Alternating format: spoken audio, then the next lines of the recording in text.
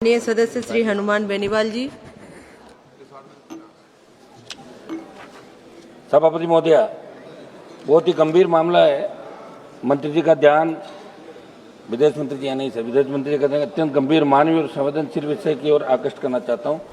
ये विषय उन 61 भारतीय नागरिकों से संबंधित है जो विभिन्न राज्यों, विशेषकर राजस्थान से स्टडी वीजा और वर्क वीजा पर रूस गए थे, परंतु एजेंटों द्वारा धोखे से उन्हें युद्ध क्षेत्र में भेज दिए जाने की गंभीर जानकारी प्राप्त हुई है। एक 61 लोगों की मिसिंग जो विदेश मंत्रालय ने हमारे को उपलब्ध कराई है कि वहाँ की जो रशिया आर्मी है वहाँ उनको वो वर्क वीजा पे गए थे, स्टडी वीजा पे गए थे, लेकिन फ्रंट लाइन पे उनको लड़ने भेज दिया 61 हमारे देश के नागरिकों को, जिसके अंदर अध्यक्ष महोदय हमारे राजस्थान से अजय कुमार, संदीप सुंडा, मनोज सिंह शेखावत, महावीर प्रसाद कर्मचारी, अन्य राज्यों के कुल 61 युवक पिछले कई महीनों से रूस यूक्रेन युद्ध में जबरन सैन्य गतिविधियों में लगाए गए हैं। 3 से 4 महीनों से उनका अपने परिवार से कोई संपर्क नहीं हुआ। परिजनों की स्थिति अत्यंत नाजुक है। कई माता पिता अस्पताल में, मानसिक तनाव और भय की स्थिति चरम पर है। सभापति महोदय, मंत्री जी से हमने कई बार आग्रह किया।